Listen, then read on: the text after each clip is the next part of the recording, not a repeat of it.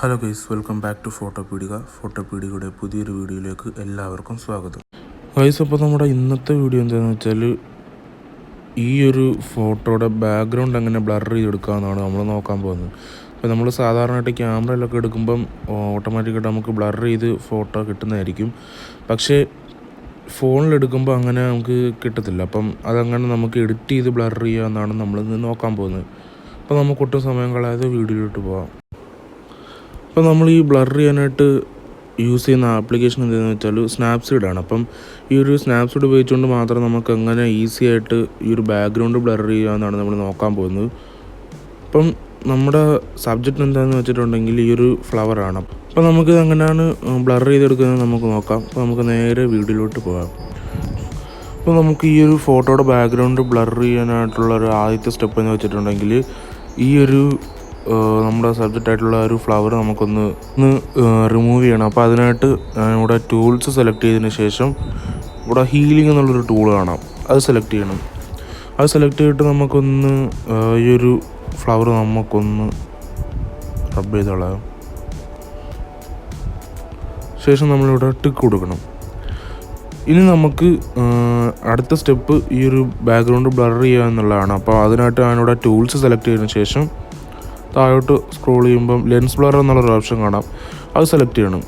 അത് സെലക്ട് ചെയ്യുമ്പോൾ നമുക്ക് ഈ ഒരു സർക്കിളായിരിക്കും വരുന്ന ആ ഒരു സർക്കിൾ നമുക്കൊന്ന് ചെറുതാക്കി കൊടുക്കണം.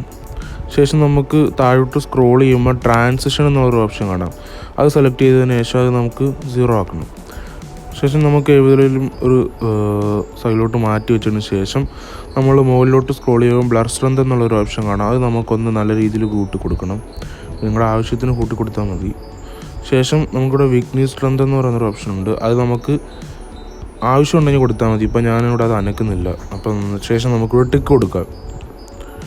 ടിക്ക് കൊടുത്തതിന് ശേഷം ഇനി നമുക്ക് ഇതിലേക്ക് നമ്മുടെ ആ ഒരു സബ്ജക്റ്റിൻ്റെ ഫോട്ടോ ഇതിലേക്ക് ആഡ് ചെയ്യണം.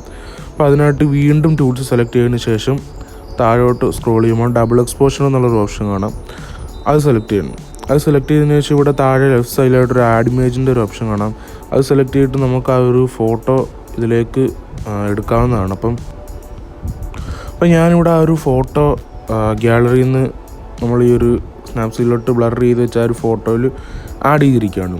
ശേഷം നമുക്കിവിടെ താഴെ റൈറ്റ് സൈഡിലായിട്ടൊരു ഒപ്പാസിറ്റിയുടെ ഐക്കൺ, ഒരു വാട്ടർ ഡ്രോപ്പിൻ്റെ ഐക്കൺ കാണാം, അതാണ് ഒപ്പാസിറ്റി. അത് സെലക്ട് ചെയ്തതിന് ശേഷം നമ്മളത് ഫുള്ളാക്കി കൊടുക്കുക. ശേഷം നമ്മൾ ടിക്ക് കൊടുക്കണം. ശേഷം നമുക്ക് മുകളിലായിട്ടുള്ളൊരു എഡിറ്റ് സ്റ്റാക്ക് എന്നുള്ളൊരു ഓപ്ഷൻ കാണാം, അത് സെലക്ട് ചെയ്തിട്ട് ഇവിടെ വ്യൂ എഡിറ്റ്സ് എന്നുള്ളൊരു ഓപ്ഷൻ കാണാം, അത് സെലക്ട് ചെയ്യുക. അത് സെലക്ട് ചെയ്തതിന് ശേഷം ഡബിൾ എക്സ്പോഷർ സെലക്ട് ചെയ്തിട്ട് ഈ ഒരു ബ്രഷിൻ്റെ ഐക്കൺ സെലക്ട് ചെയ്തിട്ട് നമ്മളിവിടെ ഇൻവേർട്ട് കൊടുക്കണം. ഇൻവേർട്ട് കൊടുത്തതിന് ശേഷം നമ്മുടെ ഈ ഒരു ബ്രഷിൻ്റെ വാല്യൂ 0 ആണോ നമ്മൾ ഉറപ്പ് വരുത്തിയതിന് ശേഷം നമുക്ക് ആ ഒരു സബ്ജക്റ്റ് നമുക്കൊന്ന് മായ്ച്ചു കൊടുക്കാം.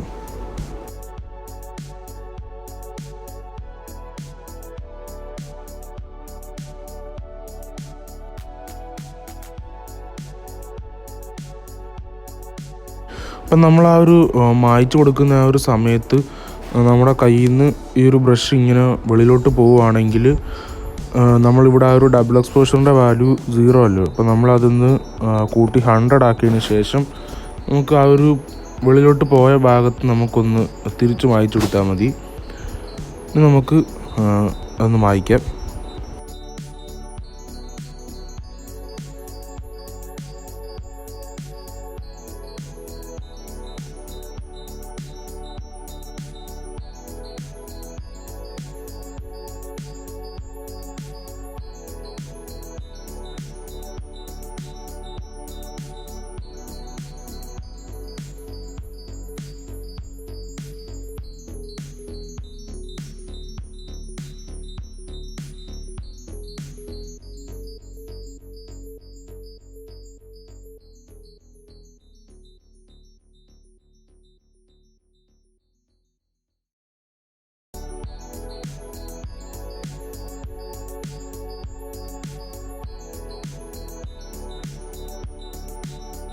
ഇപ്പം നമ്മളിത് മായ്ക്കുന്ന സമയത്ത് മാക്സിമം ടൈം എടുത്ത് നമ്മളിത് ചെയ്യുക.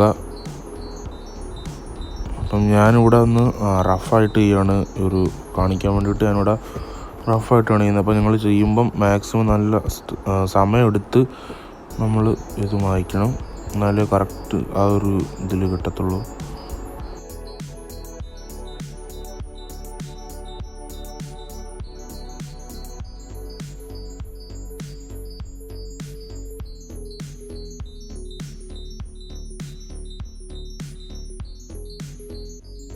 അപ്പോൾ ഇനി നമുക്കിത് കറക്റ്റായി നോക്കാൻ വേണ്ടിയിട്ട് നമ്മളിവിടെ ഇൻവേർട്ട് ഓഫ് ചെയ്യാണ്.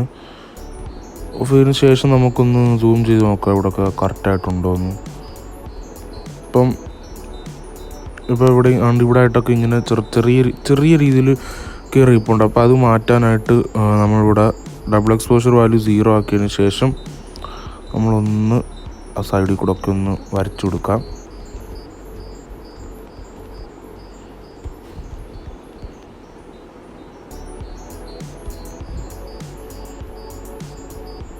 അപ്പോൾ എനിക്കിപ്പോൾ ഇത് മതിയെന്ന് തോന്നി, ഞാനിവിടെ ടിക്ക് കൊടുക്കുകയാണ് ബാക്കിലോട്ട്. അപ്പം നമ്മളിവിടെ ഈ ഒരു ബാക്ക്ഗ്രൗണ്ട് ബ്ലർ ചെയ്തെടുത്തിട്ടുണ്ട്. അപ്പോൾ നിങ്ങൾ ചെയ്യുമ്പം മാക്സിമം ടൈം എടുത്ത് ചെയ്യണം, അന്നേരം നല്ല രീതിയിൽ നമുക്കിത് കിട്ടുന്നതായിരിക്കും. ഇനി നമുക്ക് ഈ ഒരു ഫോട്ടോയുടെ ബിഫോർ ആൻഡ് ആഫ്റ്റർ നമുക്കൊന്ന് നോക്കാം. അപ്പോൾ എല്ലാവർക്കും എങ്ങനെയാണ് ഏത് ബാക്ക്ഗ്രൗണ്ട് ബ്ലർ ചെയ്തെടുക്കുന്നതെന്ന് എല്ലാവർക്കും മനസ്സിലായെന്ന് വിശ്വസിക്കുന്നു. അപ്പോൾ ഇതായിരുന്നു നമ്മുടെ ഇന്നത്തെ വീഡിയോ. എല്ലാവർക്കും വീഡിയോ ഇഷ്ടപ്പെട്ടെന്ന് വിചാരിക്കുന്നു.